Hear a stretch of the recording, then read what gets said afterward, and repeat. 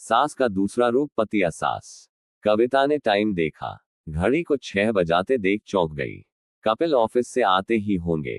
Kitty party तो खत्म हो गई थी, पर सब अभी भी गप्पे मार रही थी। किसी को घर जाने की जल्दी नहीं थी। कविता ने अपना पर्स संभालते हुए कहा, मैं चलती हूँ, 6 बज गए हैं। नीरा ने आंखें तरेरी, तुझे क्या जल्दी है? मियाँ बीवी अकेले हो, मुझे देखो, अभी जाऊंगी तो सास का मुंह बना होगा, ये सोचकर अपना यह आनंद तो नहीं छोड़ सकती ना। अंजलि ने भी कहा, और क्या कविता, तुझे क्या जल्दी है?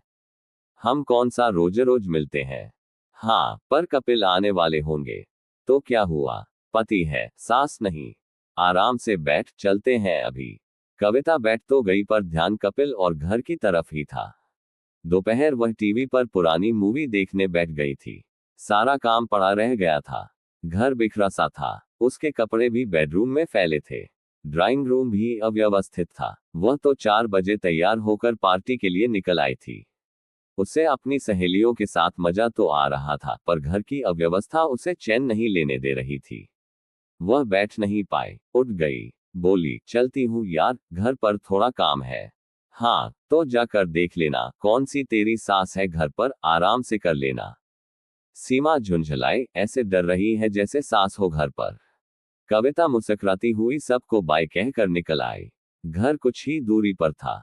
सोचा कि आज शाम की सैर भी नहीं हो पाए, हैवी खाया है, थोड़ा पैदल चलती हूँ, चलना भी हो जाएगा। फिर वह थोड़े तेज कदमों से घर की तरफ बढ़ गई। सहेलियों की बात याद कर मन ही मन मुस्कुरा दी कि कह रही थी कि सास थोड़े ही है घर पर, उन्हें क्या बताऊं, चचिया सास, ददिया सास तो सब ने सुनी होंगी, पता नहीं पतिया सास किसी ने सुनी भी है या नहीं। पति या सास पर वह सड़क पर अकेली हंस दी। जब उसका विवाह हुआ, सब सहेलियों ने ईर्ष्या करते हुए कहा था, वह कविता क्या पति पाया है, न सास न ससुर, अकेला पति मिला है, कोई देवरनाथ का चक्कर नहीं, तू तो बहुत ठाठ से जिएगी। कविता को भी यही लगा था। खुद पर इतराती कपिल से विवाह के बाद वह दिल्ली से मुंबई आ गई थी। कपिल ने अकेले जीवन जिया है, वह उसे इतना प्यार देगी कि वे अपना सारा अकेलापन भूल जाएंगे। बस वह होगी, कपिल होंगे, क्या लाइफ होगी। कपिल जब 3 साल के थे तभी उनके माता पिता का देहांत हो गया था। कपिल को उनके मामा मामी ने ही दिल्ली में पाला पोसा था। नौकरी मिलते ही कपिल मुंबई आ गए थे। खूब रंगीन सपने संजोए कविता ने घर गृहस्थी संभाली तो 1 महीने में ही उसे महसूस हो गया कि कपिल को हर बात, हर चीज अपने हिसाब से करने की आदत है। हमेशा अकेले ही सब मैनेज करने वाले कपिल को एक चीज अपनी जगह साफ सुथरी और व्यवस्थित चाहिए होती थी। घर में जरा भी अव्यवस्था देख कर चिढ़ जाते थे। कविता को प्यार बहुत करते थे, पर बात बात में उनकी टोकाटाकी से कविता को समझ आ गया था कि सास ससुर भले ही नहीं है, पर उसके जीवन में कपिल ही एक सास की भूमिका अदा करेंगे, और उसने अपने मन में कपिल को नाम दे दिया था पतिया सास। कपिल जब कभी टूर पर जाते तो कविता को अकेलापन तो महसूस होता, पर सच में ऐसा ही लगता है जैसे अब घर में उसे बात बात पर कोई टोकेगा नहीं। वह अंदाजा लगाती है, सहेलियों को सास के कहीं जाने पर ऐसा ही लगता होगा। वह फिर जहां चाहे सामान रखती है, जब चाहे काम करती है। ऐसा नहीं कि वह स्वयं अव्यवस्थित इंसान है, पर घर घर है, कोई होटल तो नहीं। इंसान को सुविधा हो, आराम हो, चैन हो, यह क्या जरा सी चीज भी घर में इधर उधर ना हो। शाम को डोरबेल बजते ही उसे फौरन नजर डालनी पड़ती है कि कुछ बिखरा तो नहीं है। पर कपिल को पता नहीं कैसे कहीं धूल या अव्यवस्था दिख ही जाती। फिर कभी चुप भी तो नहीं रहते, कुछ न कुछ बोल ही देते हैं।